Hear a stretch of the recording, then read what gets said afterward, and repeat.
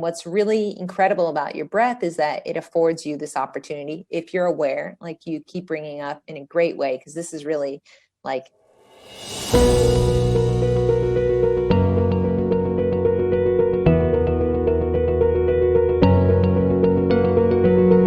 this is the prerequisite. That's the essential component to all of this, that know that, just be aware, what does my breath look like now? And am I aware that I can change it to feel better in the direction of whatever better might be?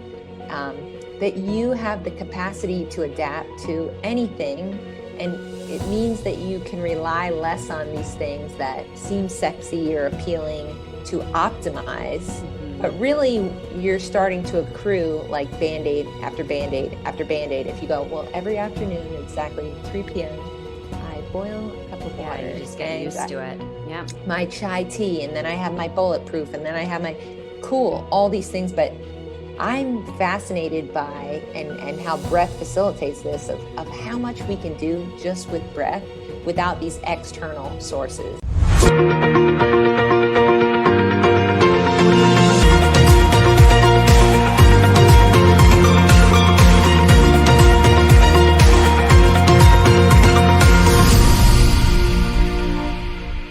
Meet Kimmy Moss. Kimmy is currently coaching breath and exposure at DEUCE Gym in Venice Beach, California. If you live locally, definitely go check her out. She is one of the 10 XPT Level 3 coaches in the world trained by Power Speed Endurance Art of Breath, Patrick McKeown of the Oxygen Advantage, and mentored by Laird Hamilton and Gabby Reece, and the founders of XPT. Committed to a lifetime better understanding human perception, Kimmy is passionate about teaching others how breathwork can help them live happier, healthier, and more peaceful lives, which all sounds great.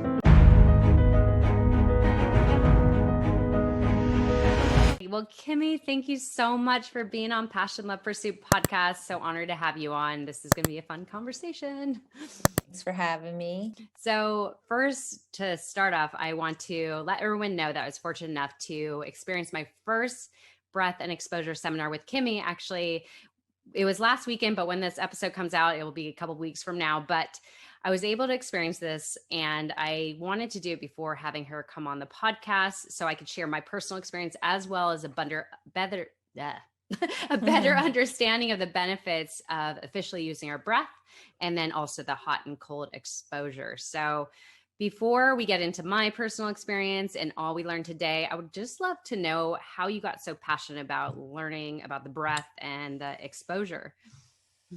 I would say 2 things. One, I'm just a hot-blooded, like, enthusiastic individual. And so it was only a matter of time before I found something that, I've been in this like health and wellness space for a long time and playing sports and all that, that nothing is more, that I've come across so far, more universal than breathing. And it's like, wow, I can really reach out to this many more people, and it's that much more accessible. I need to be teaching and coaching this and learning all this. And so I just went full send, like rage to mastery, learning as much as I could in a short amount of time. And then the other thing is, it's just like, it's so simple. And in a world where we have 1,000,001, like, do this, do that, get healthier, there's something just so incredibly anchoring about, it's your breath. It's cold. It's hot. Like, if we can't master that and understand that, oof, we're like missing, the foundation of this house. So, yeah. Well, as you know, everybody needs to breathe. So that is, I mean, we could live without water for only so long. We could live without eating for only so long, but breathing, we obviously do every moment of every day, and every human does it to survive. So if we can master breathing, how more efficient would our life be? So I completely agree. Well, so I know that so many people, we all breathe, but so many of us breathe improperly. So if you could explain the difference of actually getting a proper breath, what that looks like, and why so many people are failing at that, if you want to say. Yeah. And I know it's like a weird thing too. It's right. It's like, hey, I'm a human being. Like, I breathe every day. You're telling me I don't know how to breathe, And so that's just funny. Let's just like check that off. And I think what most people need to understand is that, one, your nose was made to breathe, not breathe through your mouth. And so it's as simple as like, hey, make sure your mouth is closed and you're breathing through this. And by breathing through your nose, this activates your diaphragm, which is a muscle that was made for breathing. And as part of this, like made for breathing, it also is a beautiful way to intercept your state in a way that you control, as opposed to your body just doing what it does, right? This like autonomic nervous system. And so what most people don't understand in the simplest way, and they need to understand, is that one, you should be breathing through your nose. Two, when you fill your breath, you should be filling, well, it's three different cavities, like this pelvic cavity, this abdomen cavity, and then up into your chest. But more times than not, the breath starts low. And so you shouldn't see someone, hey, take a big breath, going like way up in their shoulders. It's like fill low and then slow and up from there and back out. And that's kind of where we need to start. And there are so many tangents I could go off of there of like belly breathing. It's like, well, it's more than that. You need to imagine that like this chassis of your body, we got a barrel here, and it's not just breathing into your belly that you need to do, but you also need to not just imagine, but feel your ribs expanding laterally when you take in a breath, and also driving oxygen into, you know, your lower back, your mid back, your upper back as well. And for a lot of us, that's like, what? You know, for everybody who's like, just take a breath, calm down. It's like, no, it starts down here and you feel this way. And that it's okay that we're not all like masters at it, because just like any other movement, fitness, whatever, it takes time to develop this skill. Yeah. And I think that's one thing you mentioned is so many people, when they take a deep breath, they actually like raise their shoulders. So I think it's becoming aware of how are you just breathing naturally? Like when you take a deep breath, where is it coming from? And actually like becoming aware of, is it actually coming from your diaphragm, or is it coming from your, like taking your body with it, you know? These like auxiliary muscles where up in your chest and up in your neck, and not to say that you can't feel air there, breathe with that, but it's not an optimal breath, right? You want a more horizontal breath than a vertical breath. Yeah, exactly. And can you explain why we should be breathing through our nose more? It sounds really silly of a question, but there's actually a lot to it. And I was just talking with you before we press record that there's a lot of mouth breathers because of either a limitation in their nostrils, or just are used to having their mouth open when they're sleeping. It just naturally happens. So can you explain why it's so essential? Well, I know there's so many things to that. There's a lot of layers, but why should we be breathing through our nose, most importantly? yeah. So, and my job is always like, or at least I take responsibility for distilling this information in a simple way, right? Like a lot of people that hear about breath work and they say, oh, like Wim Hof. And no, I'm not a crazy man in the Netherlands, but I'm also pretty real and raw, you know, in a similar way of what are the basics that we need to know, and let's start from there. This doesn't have to be this, you know, universal TED talk that everybody watches, or you don't have to pay $500 to understand. No, you just need to understand that, hey, there are so many things from a physiological standpoint that work in your favor when you're breathing through your nose. And so one is as simple as like, hey, when you're breathing through your nose, unlike your mouth, releases nitric oxide. And this is a vasodilator. So cool thing is, not only is it a vasodilator, right, and it opens things up, but also it filters the air. And so like the most fundamental thing in our hardwiring is like, hey, if you breathe through your nose, you're going to filter the air coming in significantly better than if you were to breathe through your mouth.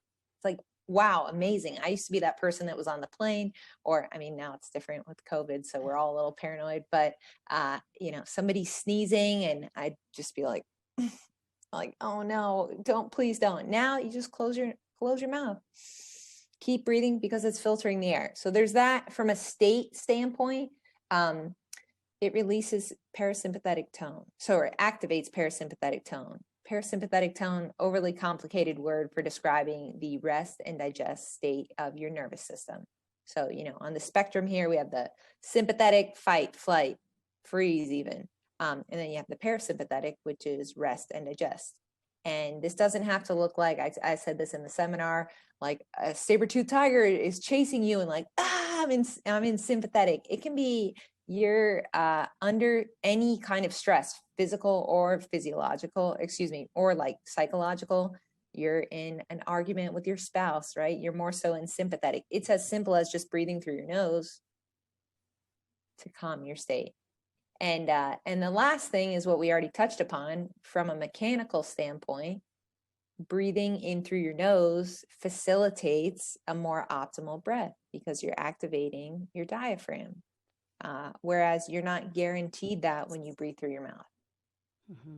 Now from there, and I am always like, how much do I rep out? How much do I rep out? But from there, there's this like carbon dioxide tolerance that has to be part of the equation as well. And so the only thing I'll layer on as well, and then just, on to the next, is allowing people to understand as well that just like you said, hey, we can go days without eating. Maybe you can go or weeks without eating, 3 weeks. You can probably go about 3 days on average without water. How many minutes can you go without breathing, right? Mm-hmm. And yet you take upwards of like 20,000 breaths a day, somewhere between 26,000, I think is like the average.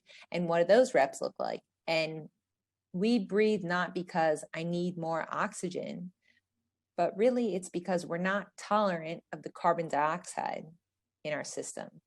And if you think about it, and you can do it right now, you did this at the seminar, breathe in through your mouth. You're like, oh, delicious air, great. You exhale, and then you breathe in through your nose. And it's like, oh, I can't take as much air in. Well, that right there is going to help you improve your carbon dioxide tolerance because you're required to get more energy and become more efficient with the oxygen in your system, which is going to be less oxygen than you would have if you, let's say, took in a big breath. And the last thing I'll layer on there is, why does this matter? A lot of times we think more oxygen is better. No, we actually utilize oxygen. It passes into our bloodstream, our tissues, all that much more efficiently. And your body can uptake that oxygen and do stuff with it when there's a certain presence and level of carbon dioxide. So you might think, just give me all the oxygen. I'm great. But if you do that, you're going to hyperventilate because you need a certain amount, you need a threshold of carbon dioxide. And we could all benefit from improving that. Just like most people could benefit from, more strength and conditioning or eating better, sleeping more. It's like CO2 tolerance. Let's build it. And you can do that just breathing through your nose. I was going to ask you to go a little bit deeper into the CO2 tolerance and how we could actually start to develop that. As you just said, breathing in more through our nose, but can you go a little deeper into that just to fully understand it? Yeah, so I will and I won't, because I think this is where I lose most people. And, at the end of the day, it would be a shame if not more people hopped into learning more about their breath. Just like, you go to the gym and you try to develop your conditioning, or you try to develop your strength, or you want to be more flexible. Breath is also a part of that. And the CO2 tolerance is one of those actual objective markers that we need. That being said, when it gets too scientific, I studied communication. I have my bachelor's and my master's in it. I taught it. I notice things. I notice when the eyes kind of glaze over and it's like CO2 tolerance, Bohr effect. Like, what are we talking about here? And so here's the deal. CO2 tolerance is important, not just so you get less winded when you're running. Okay. There are also things that happen as an effect of not being tolerant for CO2 that's directly related to how well we can manage stress. What does that look like? You're standing in a line at the grocery store and you're like, I'm so hungry. I'm at Whole Foods. Oh my God, please, I'm hangry. I've been intermittent fasting, whatever it might be. Okay. Or somebody can think of that. They're waiting in line for gas. They're waiting in traffic. They're waiting for something. And all of a sudden you're like, like, what is going on here? If you could just slow down your breath, not increase your respiration, you're going to find that your overall state is much calmer.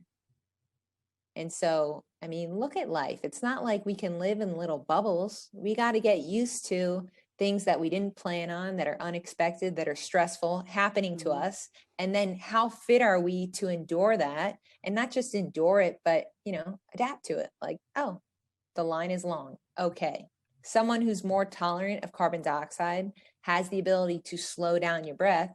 And by slowing down their breath, they're taking in less oxygen. They're building up more CO2, but they're staying even keeled. They're a more efficient human being in terms of how they use respiration. And we talked about this in the seminar of, imagine oxygen being the fuel. Obviously we eat, right? But imagine if oxygen is this fuel source that we're talking about for the human body. And so let's say your body is the vehicle and oxygen is gasoline, it's like fueling. We want to be the Prius. We want to be, or the Tesla, where you get like 100 miles to the gallon. It wouldn't be a Tesla because it's electric, but you want to be the hybrid. You don't want to have to require all this oxygen to perform a small amount of work, right? Think of the RV that gets 1 mile to the gallon, 2 miles to the gallon. We don't want that. We want to be able to get by with less. And to be able to get by with less means you need to become okay with more carbon dioxide in your system. And the simplest way to do that, to develop that, is just close your nose, close your mouth, breathe through your nose. Like that simple, and then I look at it as like a spectrum here, how I conceptualize it, of how can we expand on that. So you're like, okay, Kimmy, I'm breathing through my nose more throughout the day. Amazing. But what else can I do? How should I breathe when I work out? Well, you don't have to do all nasal breathing when you work out, but if people could even just start at low to moderate intensities of, let's say, the warm up for your workout, or let's say when you're going for a neighborhood walk, you're walking through the grocery store, can you breathe through your nose? So now it's not just in this static position, but now it's in this dynamic position, which is going to be more challenging because you're working harder, you're building up more CO2. It's like when I had you guys doing burpees, nasal breathing only, and then you're doing a kettlebell carry on a breath hold, and you're like, yeah, we can improve it that way. And so from, optics standpoint, you see all these sexy hypoxic training and holding kettlebells and not breathing in the yard. And you're like, yeah, that's how I'm going to get stronger, or that's how I'm going to improve my carbon dioxide tolerance. For most people, it's just breathe through your nose more throughout the day. Like it is that simple. And the beauty and also the not beauty in that is that it's just so simple. It's almost not exciting to people. You got to make it compelling for that. Yeah. Right. And so how do you make it compelling? I just want to say, well, do you want to feel calmer? Do you want to feel more at peace with your life? Like you have more time and space to choose to react to things or not? Because nasal breathing will afford you that, but if you enjoy feeling like stressed out all the time, well, you should probably look into that and just through your nose. Yeah. It's so good. But one thing I felt was so fascinating that you shared, that a lot of people are probably not aware of, that actually breathing through your nose and breathing through your mouth actually changes your facial features, and actually higher chance of getting braces when you breathe through your mouth. So fascinating. So I'd love if you could share kind of what the difference is, what actually happens in your facial features from doing both, so people are aware, like, hey, even more reason to breathe through your nose. Yeah. Or if you have kids, it's like put water in their mouth and say, okay, we're going to finish this activity. And then, you got to get rid of the water. So here's what's fascinating. And people can read much more about this from Patrick McKeown of the Oxygen Advantage. And also, James Nestor, great journalist, just came out with the book Breath, which is just simple, accessible, goes into these things. And here's the deal. So, and I don't want people to look in the mirror now and go, oh no, because like it's never too late. You can always improve this. But people who breathe through their nose more so or primarily than their mouth, obviously we got to speak, we got to eat, right? This doesn't mean become a monk and never breathe through your mouth again. That is not what we want.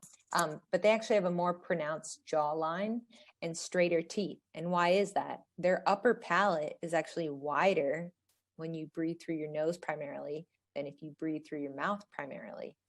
And so what happens is from a young age, if you're accustomed to like breathing through your mouth, you know, you don't develop as wide a palate in your mouth and your teeth get crowded versus those who have been from a young age, mouth is closed, tongue stays at the top of your roof of your mouth, you'll have a larger palate and a more defined jawline. And this is just like incredible to me because I think, wow, I mean, That it really matters so much. It really is that easy, you know?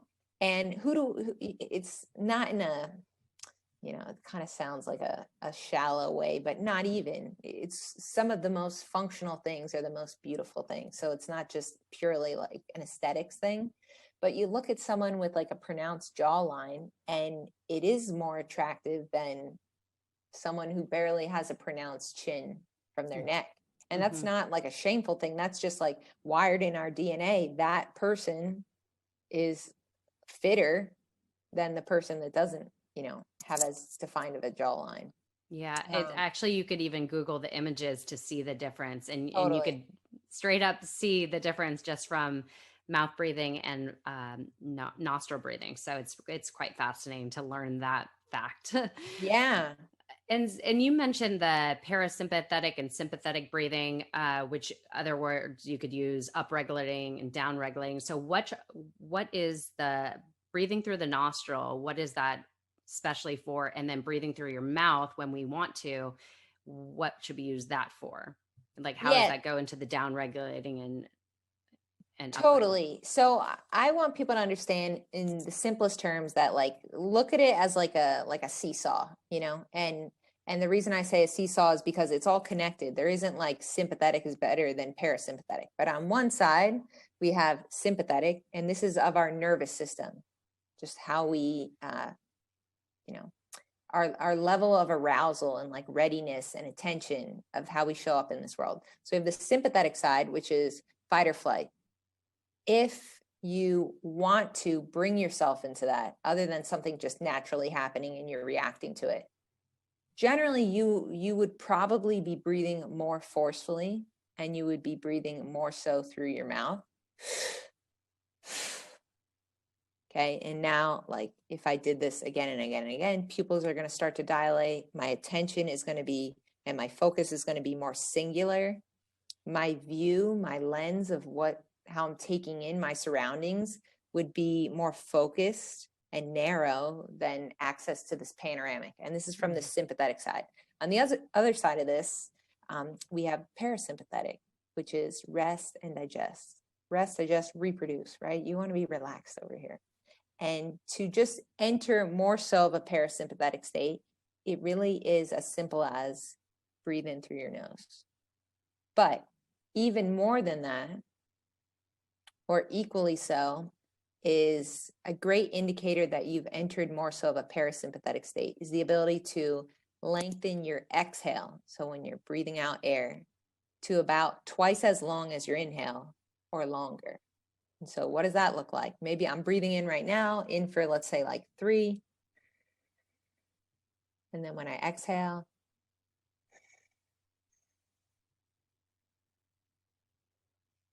just taking that one breath and killing 9 seconds of airtime, I'm like, oh, I feel a little more calm because, right, I'm doing a lot of mouth breathing right now in order to speak, which isn't a bad thing.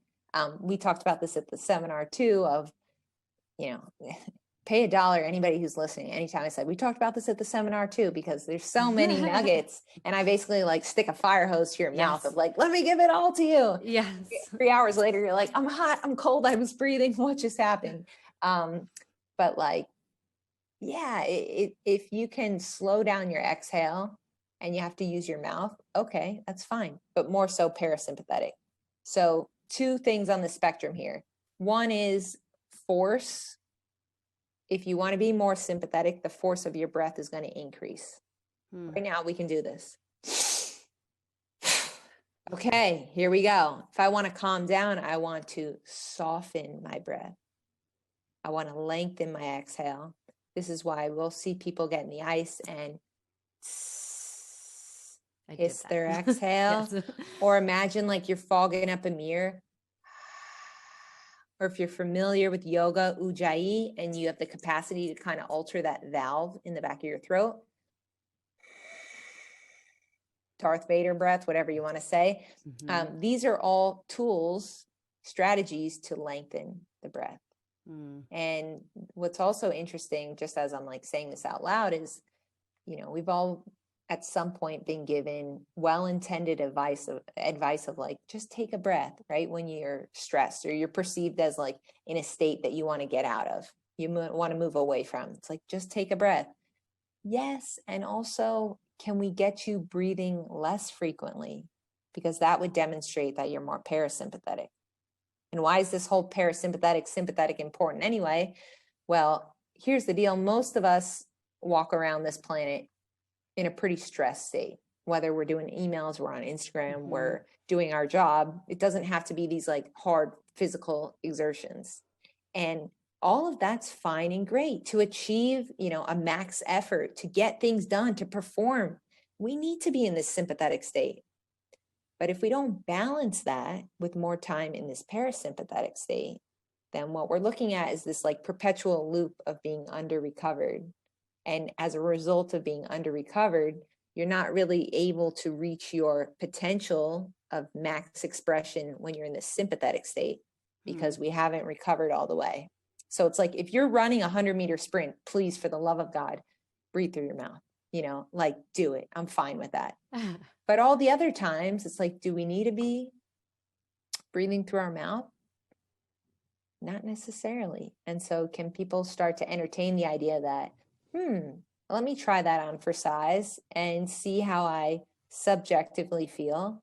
And then based on, subjectively, I feel a little bit better. Objectively, what's going on? And likely you'll see that when you're spending more time in this parasympathetic state, heart rate goes down, breath rate goes down. You're more efficient. You're living, expending less energy. Completely agree. And you can notice the difference once you start trying these different forms of breath work. So as we know, there's many different techniques. You mentioned a few of them. And actually recently on my podcast, I had Mark Devine, which he talks about the box breathing in particular. And it is it's a good breath work that you could use for almost any type of situation. I wouldn't say it's energizing. If anything, it's more calming, more centering. You're more at peace, but it definitely centers you. And I actually, I went on a walk the other day and I started just doing box breathing the whole time. And it was just so relaxing and so easy to do. So box breathing is basically when you breathe in 4. I mean, you could change the number like 4 or 5 or 6, but up 4 and then hold and then down and then exhale 4 and then hold. And you just do that like a box. So that's one form. And then I do also the fire breath, which is that fast in and out breathing. And that's energizing. So you could use different forms of breath work depending on the outcome you want, as you were talking about the down regulating. And so that's what's so fascinating about breath work, is that it literally is a tool that you always have with you. You just have to decide how you want to use it for whatever situation, and it's free. It's free. You don't even have to pay for it. Yeah. It's so great. I love it.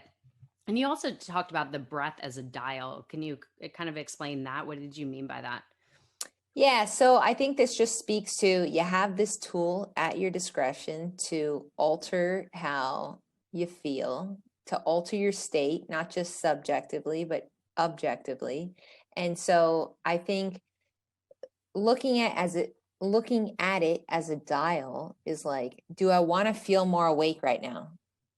Cool. So I'm going to trend more so, like we just talked about with the sympathetic, into forceful breathing, increasing the rate of respiration. Maybe you're doing a little bit of breath of fire, whatever it may be. If you want to be calmer, it's like, hey, remote control, let me slow down my breathing. And the goal here isn't to be like, oh my God, I'm an expert at, waking myself up, at doing Wim Hof or at doing super valley. And then when you ask that person, hey, can you slow down your breath? It takes them 10 minutes to get there. I'm interested in helping people turn on a dime. And so look at like a wild animal as a great example. And it's a little bit graphic, right? But like think of like a lion in the wild that makes a kill, right? And it's like running super fast, takes this thing down, highly stressful, sympathetic state. Happens, it starts eating this other animal, okay? And then as soon as it's like finished its meal, it's laying down like, just chomping, eyes are closed, like on a dime. That thing isn't going off saying to the other lions, hey, I just killed an antelope and oh my God, it was so good and I loved it. And let me do an Instagram post about it to talk about what I did there and how I reflect it. Let me get a shot here, right? It's like what a lot of us can relate to is reflecting on times where we've experienced a stressful state that might not be what we even perceive as a stressful state. Like stress can be good stress, like happy stress. Yeah. If you just got a job offer or, you found out you're pregnant or like something amazing happened, you're like, yes, this is very stressful though. Cause like level of arousal and attention and all these things are high, but that is costly in terms of like your central nervous system. It gets taxed. And if we don't spend some time calming down, then you burn out. And so for people who are like, I can just go all out for 36 hours. It's fine. I don't need sleep. I don't need this. And then I'm just on the couch for a day. Well, it doesn't have to be that way. If we can do a better job pivoting from moments of high stress into saying, okay, it doesn't serve me anymore to stay up here. So the lion made the kill. Cool. We're going to nap now. Mm-hmm. So we're ready to make the next kill or get water, or do something that we need and allow our body to have resources to do that. Or good stress happened. You hit a PR in the gym. Amazing.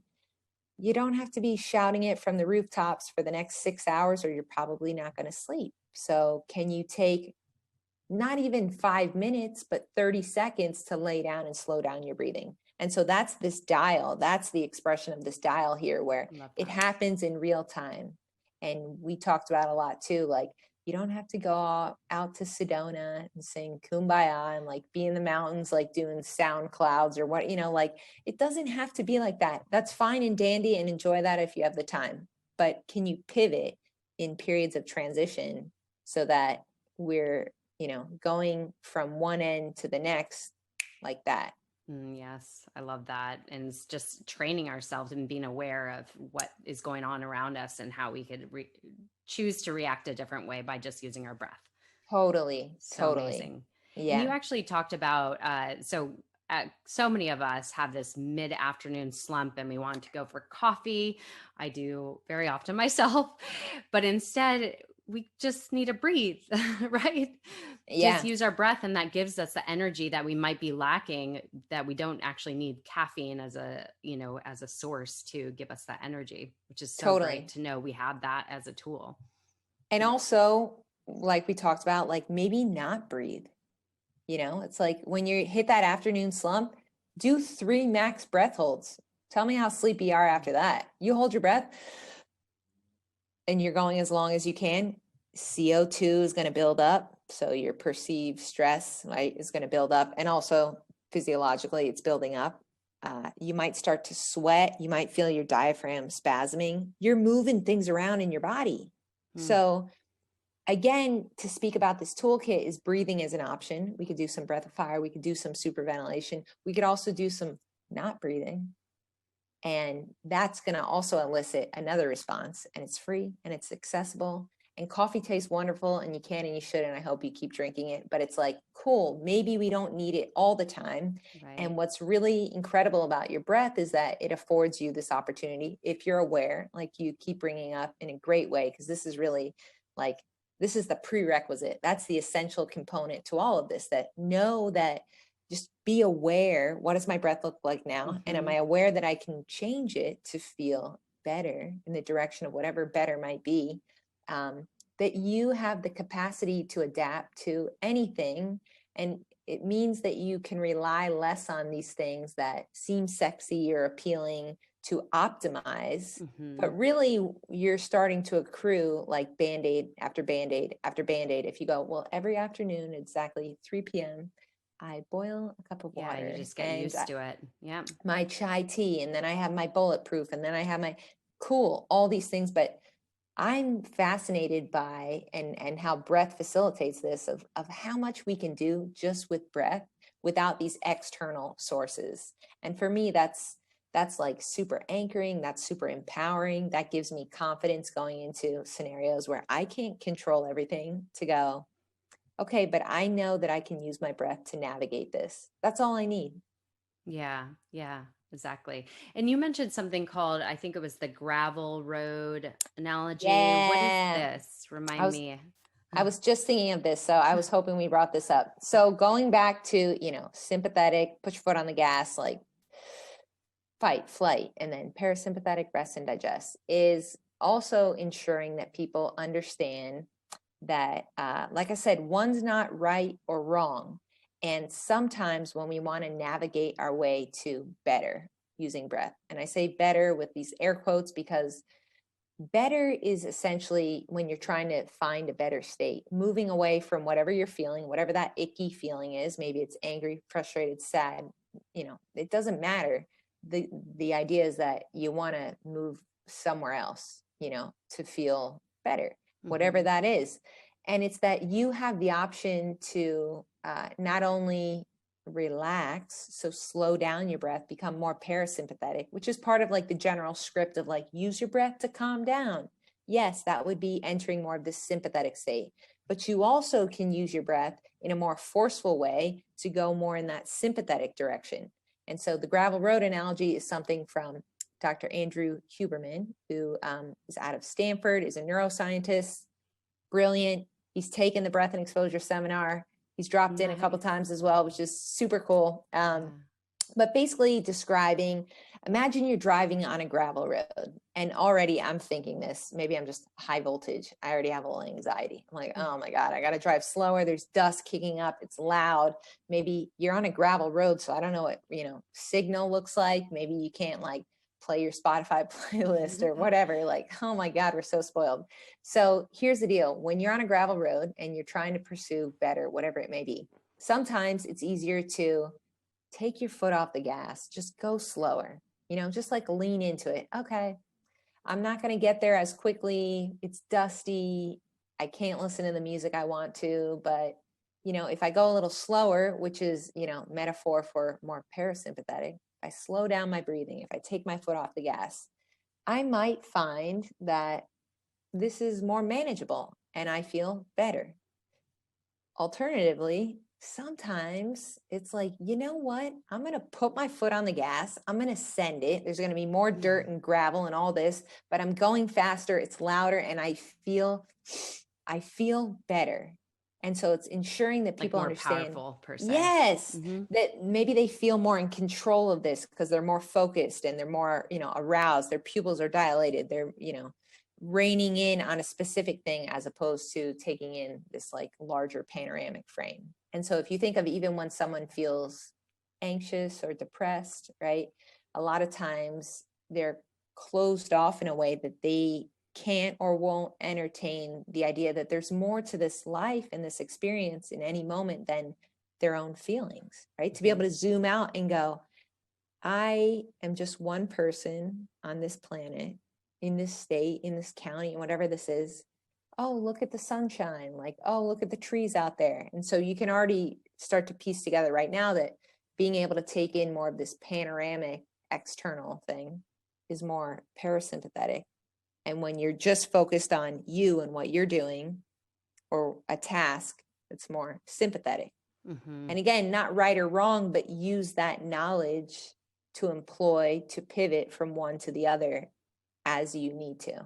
I love that. And that kind of segments into the exposure because you find what works for you for the exposure. And I know that so we'll move into the cold and hot exposure because some people might enter it, like I'm powerful, I'm going to take this on, like I could do it. And they'll start like revving themselves up and then get into it. But really, since we're entering a stressful situation, the ideal way to handle it, I would say, is slowing the breath so you could calm yourself from that stressful place. Am I correct? Yes. Like you could use either. You could use either though. You could use either. because, you know, the count is now, it's like 420 something people who've gone through an ice bath with me Amazing. at DEUCE, which is so cool. It hasn't even been 2 years. I'm like, we're Amazing. doing it. And also let's make that 4,000. I just want to like keep the numbers climbing. But for the most part, the beginning of that, I always thought, hey, they're going to breathe before. We're going to slow down their breathing. We're going to do some triangle breathing. We're going to do some box breathing. We're going to hiss our exhales. They're going to come up for air like, oh my gosh, I feel so relaxed.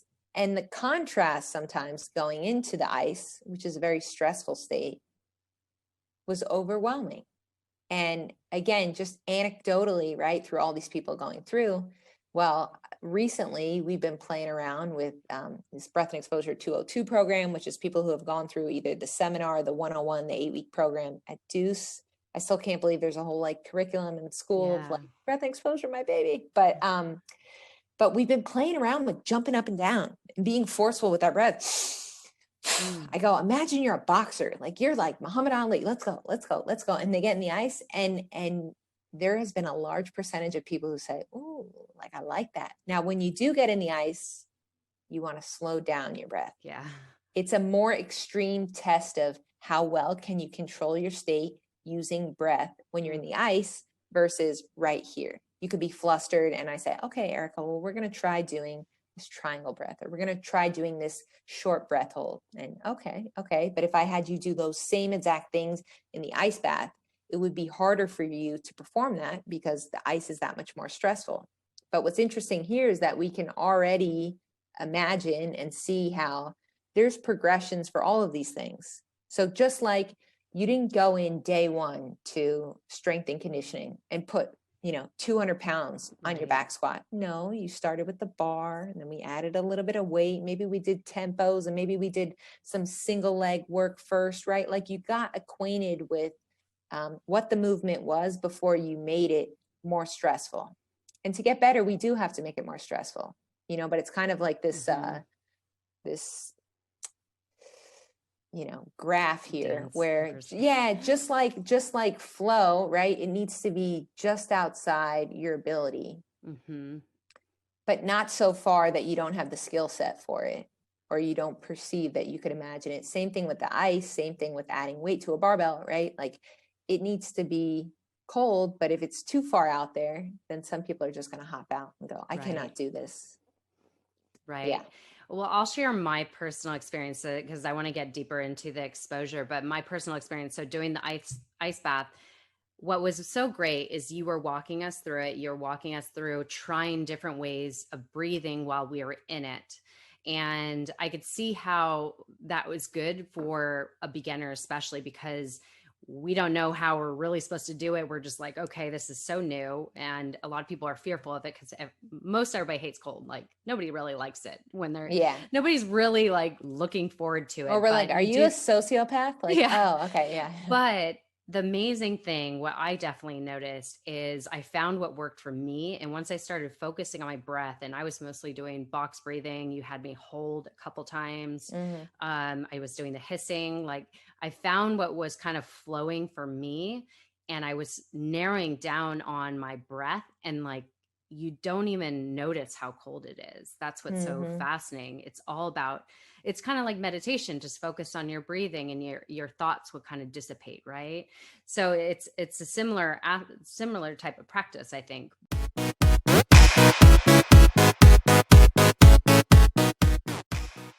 Commit to the jump. Ready? 3, 2, 1, go.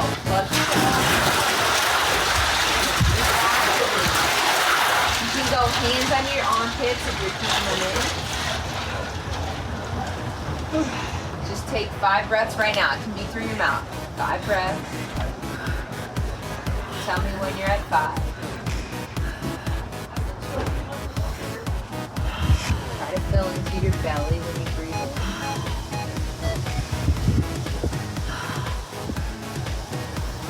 Okay, next 5 breaths. You're going to breathe in.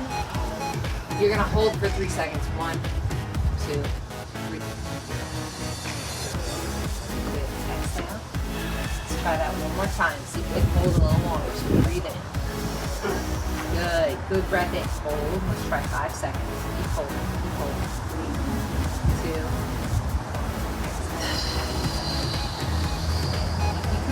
that breath really good. Soft with your exhale.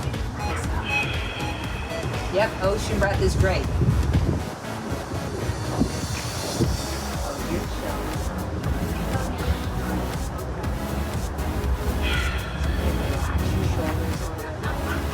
Yes. And stick with that ocean breath exhale. The more you can pause in between your inhale and exhale, or you can soften your exhale, you're showing, right? You're slowing down your state. You're doing it. You're like, it's fucking cold. It's okay.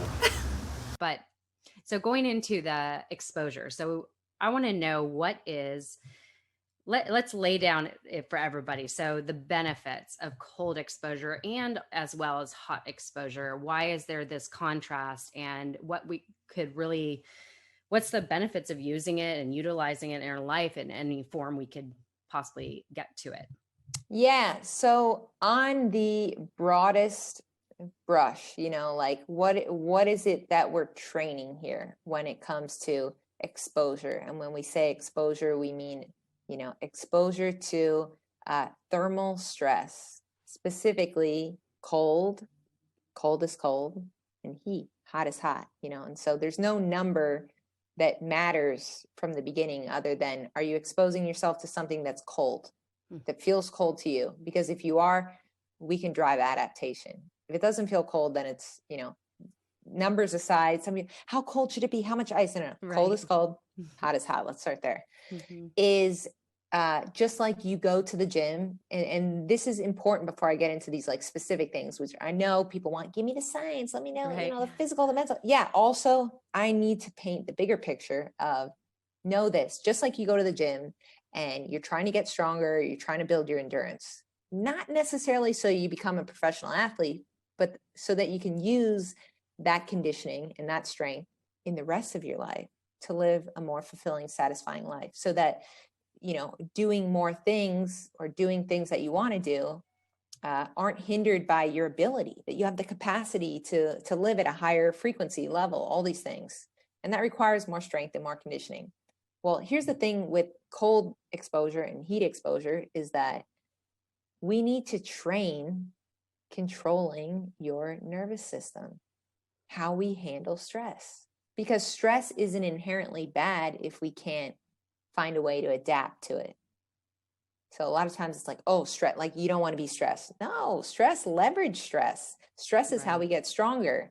And so what a beautiful opportunity to intentionally subject yourself to stress, specifically ice water and a sauna, to demonstrate and to practice controlling your state in these environments. Because if you can do it there, when stress happens to you, when you experience stress in your life that you didn't sign up for or subject yourself to, and then like, welcome to the art of being a human being. Yes. Like we all experience stress every day, right? Yes. It's not just the highs, it's like also navigating the lows and the minutia in between. Is you are more equipped to navigate and constructively, move away from or through this stress in the rest of your life.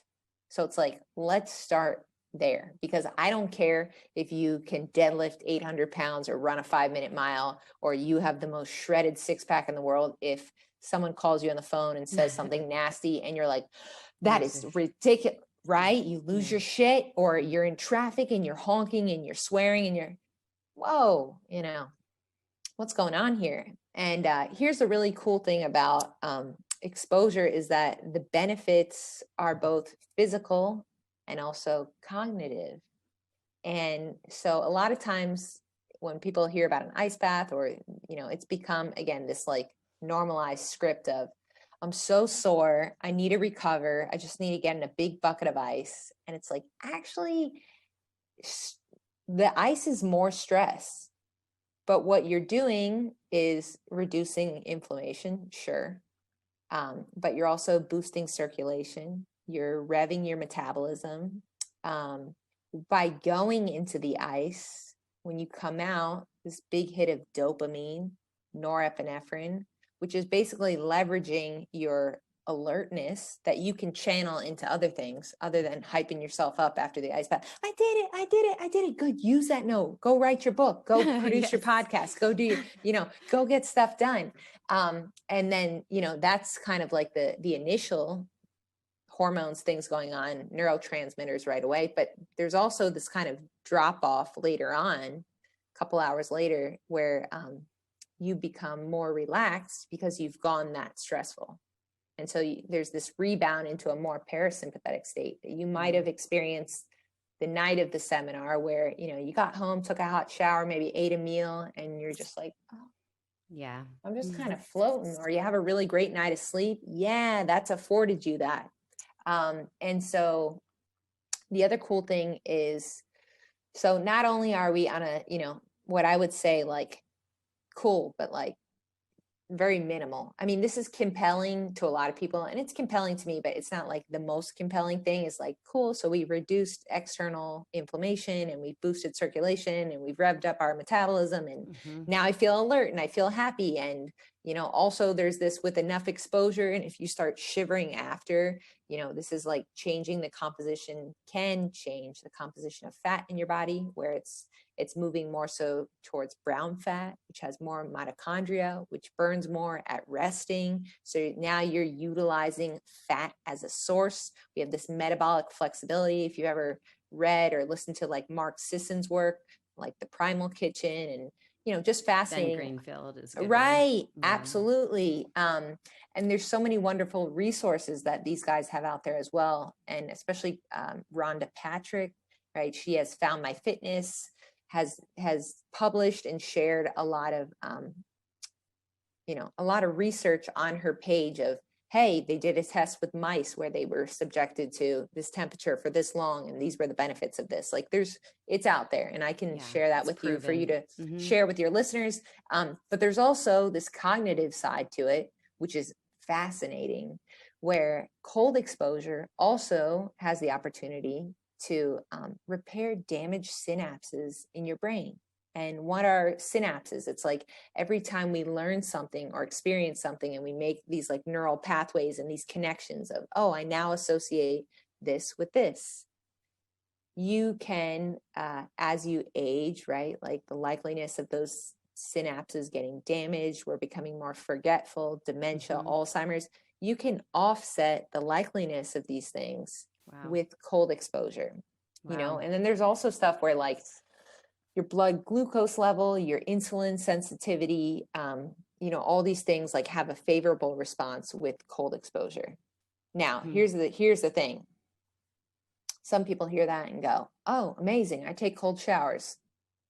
Cool. So now's when we need to talk about like dosage before we get into the heat, because there's a term called hormesis, where what we want with exposure is minimal dosage of something to give you the max benefits. And the reason hormesis is coming up in the conversation is because, it describes minimal dosage, max benefit of something like an ice bath that in larger quantities, not a minimal dosage, could potentially kill you. Think of medicine though. It's like when you go under anesthesia for a surgery, get your wisdom teeth out. Yeah. Right? A little bit, great amount for surgery. Too much, bye. And that's not funny, but we can laugh about it right here. Or same thing with antibiotics. A little bit, cool. It does that. And I'm not here to like vaccinate, not vaccinate, like make a discussion about, what's like natural medicine, but you can use the same analogy of, oh, I understand that now with ice.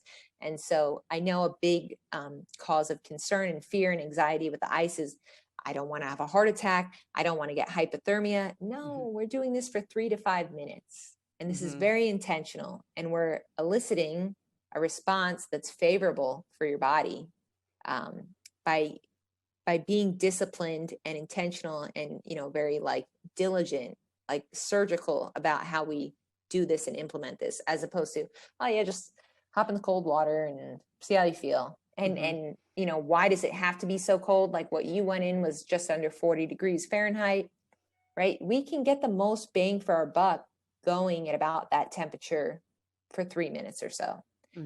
Whereas if it was 50 degrees, right, or 60 degrees, then you'd probably need to be in the water for 15 minutes for that to happen.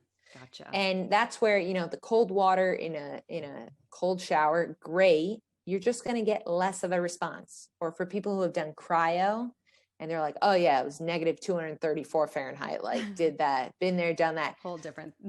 Laird calls that like a kiddie pool. Again, not to knock it because it is cold exposure, but it's not going to significantly decrease your core body temperature as significantly. And we're not getting as much of like the feel good effects of these things if we're just cooling basically like our skin and not our internal organs.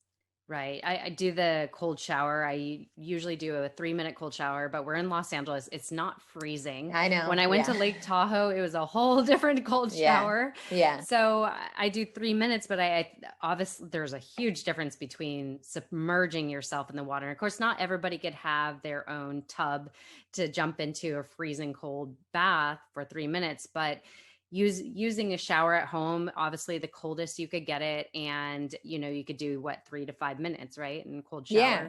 Take your shower cold, because guess what? Part of that is that I don't want to get in the cold, or like, oh, can I do a hot shower and then end on cold? No, a lot of people do that. Yeah. That's your thing right there though. Prove it otherwise. Get in control of your breath. And you'll likely find you get out of that cold shower and you're like, oof, like I feel more awake. And then you feel more relaxed later on. Absolutely. You feel energized after. Absolutely. And I actually heard it was from Ben Greenfield. He talks about doing the cold and hot shower contrast and doing it for 5 minutes and then doing 20 seconds cold, 10 seconds hot, and switching it back and forth. And he said there's additional benefits to that as far as your cell regeneration and everything like that. Do you know much about that? Autophagy, yeah, it's kind of increasing the likeliness that like we get this like cellular repair, something called autophagy, and that you're increasing the likeliness for like that to happen, which is just super cool because we're essentially like doing anti-aging practices by getting hot and getting cold. And so this just speaks to, on a larger spectrum, why do the sauna with the ice? Well, we're basically just adding like compound effects by having, the opposite of the cold. And what's cool is, this sauna also has a host of benefits very similar to the ice. Cool, this is great for circulation. This is great for, first of all, you're sweating. So there's the detoxing thing, and that you're able to do this in essentially a no impact state. So many of the benefits of the sauna are related to increasing your core body temperature so that you actually have to sweat.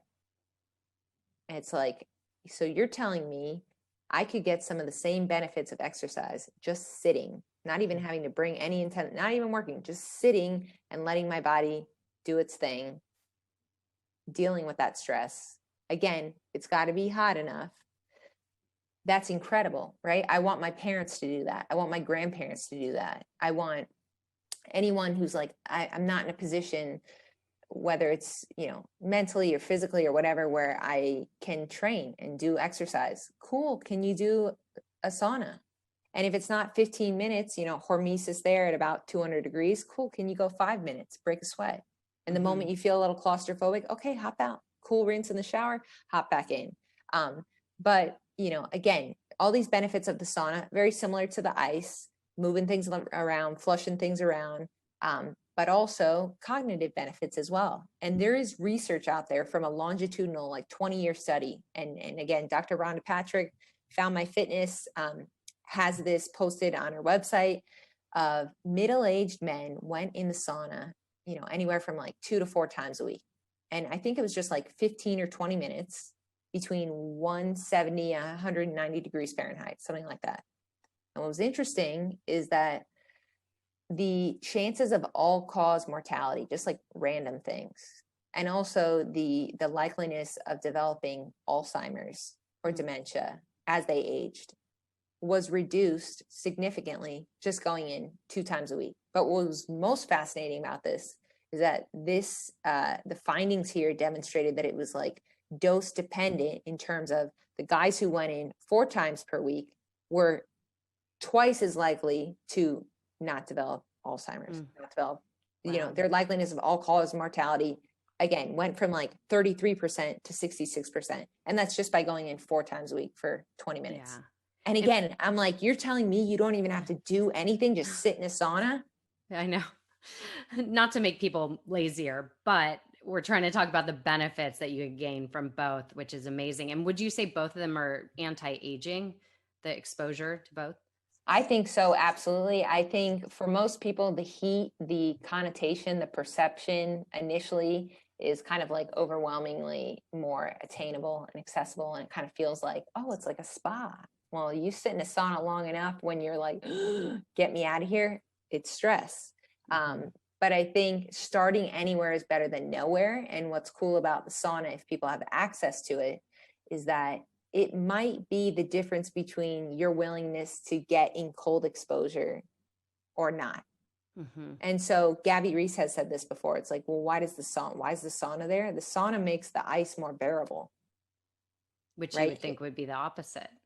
Well, Except maybe it heats not. you up, but you would think it would be more piercing when you get in it because it's so extreme, right? But that's what I was thinking because we started out in the sauna and then the ice, and I was like, oh my gosh, it's gonna be like pins and needles. But your temperature of your body has increased, so if anything, You're almost like craving it. You're like, oh, Yeah. I want some cold. Right. Yeah. And what's funny about that is, 400 plus people later, there's so many commonalities of what people's like fears are, or their perceptions would be of like, oh, well, if it's sunny outside, that's the best time to ice. And then it's like, oh, but if it's sunny outside, there's a greater contrast between how cold it is in this. And like, oh, if it's daylight, I can ice. If it's night, I can't ice. Or if I go in the sauna first, it's harder. If I go in the sauna second, it's easy. Like, no, all these things. All these thoughts were coming through. Yes.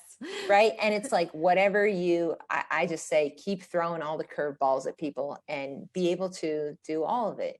But whatever helps people initially, and hear this to be most compliant, it's like, start there. Because at the end of the day, if you're like, oh my God, I know the benefits of cold exposure, I really want to do it, I also have a sauna, but you never do it, then what's the point? So if the ice feels more attainable, if you sauna first, great, start there. And then as soon as you're ready to go, you know what? First thing in the morning, I'm going to hop in this ice tomorrow. Cool. What does that feel like? And just like we talked about breath as this dial of, let's look at the ice and the heat. And typically the ice is more activating. It's going to drive you up in this state. The sauna is going to calm you down. And so, yeah, sauna might feel amazing first thing in the morning, going in for 15, 20 minutes. Cool. Sweat, on with your day. But if you spend an hour in the sauna first thing in the morning, I have guinea pigged myself with all of these things, you're going to want to take a nap right after lunch. Absolutely. So leverage the stress accordingly. So you said commit to the dunk. Why is dunking the head so important, or why should we commit to dunking our head when we do the back? Yeah, this is where I should share that, I first learned about this and this protocol here from XPT, so Extreme Performance Training, which Laird Hamilton and Gabby Reece founded and started. And it's where I basically first learned about all of this before I, put my own personality into it. And just like different restaurants, you can have a million Italian restaurants, but they're all going to be a little bit different. Same thing with this, which is what's really cool. But here's the interesting thing about the face dunk. When it comes to science, and like literature out there, you're not going to find a ton of things that are like, you have to dunk your face, right? Like you don't. But if you do enough thousands of reps of this thing, you notice that you don't get the same level of stimulus as not dunking as when you dunk. So there's something about all the nerve endings in your face and being submerged and getting your head under, getting your neck, like your thyroid, everything submerged. It's a more intense, intimate experience. And so I have experienced that it's easier to cue the rest of your body of like, yo, listen up, everybody. We got to turn on the afterburners. It's, it's about to get cold. that happens faster and more efficiently than if I were to go in the ice and not dunk, which seems counterintuitive because you're like, it'd be colder if I go in. But the analogy that I also gave at the seminar was, imagine when you're going in the ocean and it's cold and you can walk in and then it like hits your belly button or like hit my rib and oh my God, it's so cold. It's like this long, slow, succession into going in versus just dive in. Yeah, I think that's exactly what happens. Exactly. Is like just doing the thing right away. Then you're like, okay. So there is totally, in this case, this component of it's mental reps, mental fortitude. And it's just a great way to like behaviorally like take action and do that versus in your head going, oh, I'm taking action. Like, are you, or are you just like intellectualizing the action? And you got to take it. You got to do the thing. Yes. And so I'm a big proponent of the dunk. I love it. I love that. And just kind of to end this, I'm curious, do you think everybody could do the ice bath? Because there's so many people are like, I die, I can't do it, forget it, no way, that's impossible. I hate cold. But I think personally, everybody could do it. It's all up here. And then of course the breath, so I think that, I took your seminar. It's a 3-hour seminar. It was so valuable. You provided so much. And of course, anyway, listening, if you're not in LA, I understand you can't take your seminar. If you're in LA, in Venice, California, you could go take your seminar. It's amazing. And you'll actually experience everything we're talking about now. And you'll learn so much more about breath because we're only touching on so much. But when you're practicing it and doing all the exercises, you just learn so much and you want to implement this in your life. And we do have the ability to do at least the showers and maybe sauna at your gym. There's resources out there if you can't have your own plunge, but totally. Yeah. But I'm with you. I think everyone can do it. And I think it's one of those things that seems a little out there right now. I mean, I'm originally from Virginia, so just moving West Coast, there's this like perception of like, oh, well, West Coast, you guys are hippies or okay. I actually think West Coast and living in LA now is like, this is the mecca of health and wellness and trends here move out. And so I think this is spreading and part of what makes the seminar valuable and what I'm hoping to pursue and build this as like something that becomes more normal when we talk about, hey, I want to be healthier. I want to be a healthier person. Like I want to optimize my life in some way and to go, this is part of like, this is a spoke in the wheel of wellness. It's not just the diet. It's not just the hydration. It's not just the training or the yoga or the whatever. It's like, what is more foundational than your breath and how critical it is to learn a little bit more about that breath so that you can, fine tune, calibrate, use on the most elementary level things to regulate your state. You don't need to understand. You don't need to go to a monastery or, go like kumbaya. Again, like these are simple things that will have a profound impact on the rest of your health. Because imagine those go back to like between 20 and 30,000 breaths per day. Imagine if more of those were through your nose. Yeah. How much better would you sleep? How much better would you feel doing the other things that you want to be doing? And like, let's start there. But I think, I can share, I've had someone who was like in her 70s. I've had someone who was in his 70s. There are ways to modify this if, let's say, someone is older. There are ways to modify this if a woman is pregnant, and so I bring this up because sometimes we hear the ice bath and it's easy to write off. I could never. It's like, well, first of all, if you look at ice and you're anxious and you're like, I could never do that. Congratulations, you're a human being, you're normal. That's a normal response. It's like survival. We're overriding that. But there's ways to scale it. So I had a prenatal B&E class and they were doing hands and feet and we were doing intervals. We never got the belly in there, and when I had a 70-year-old gentleman, he just did icing his hands and then he went in the sauna, but not for 15 minutes. He did a lower amount of time. Kids, people are going to ask, can kids do this? I know you're jazzed about that, but until your kid passes through puberty, because this is just like, moment. There's a year's worth of time around puberty where it's like peak height velocity and your body's changing more rapidly than any other time. It's like, wait till after that. But Yeah. generally speaking, most adults, there are ways to do it, and start somewhere. Start with a cold shower. Doesn't have to be all the buckets of ice, but if you're willing to like step in and visit and let me work with you, or, you know, someone else doing this, it's way more attainable than you would believe it to be on your own. Mm-hmm. Oh yeah, so good. And I know when I first started doing the exposure, the cold showers and everything, I started with the hot and then cold, and then I moved to the just cold showers. I feel so empowered, energized. I feel strong. Like it really does change your mood, and of Totally. course the health benefits. I mean, if you when you want to optimize our health, this is one tool you have besides the breathing, which if we are going to take anything away from this episode, breathe through your nose. Mm-hmm. And what was the other thing? Breathe through your nose. And well, the up regulating and down regulating is so valuable to know that you have control of what dial you want to choose Mm-hmm. for the situation. So that alone, but breathe through your nose. Yeah. Breathe Breathe through through your your nose nose. more often. Yes. I love Yeah. this. Thank you so much, Kimmy. This has been so great. I'm going to share in the show notes, of course, the link to the breath and exposure class at DEUCE Gym, and anything Awesome. else you have to provide, I will provide in the show notes. This has been such an honor, and I loved my experience, which I'll be sharing that as well. So Thank you. I wish I was in the ice as we did this interview, but maybe next time. No, I've That'd done be that before. amazing. Yeah. Thank you So again. great. Thank you.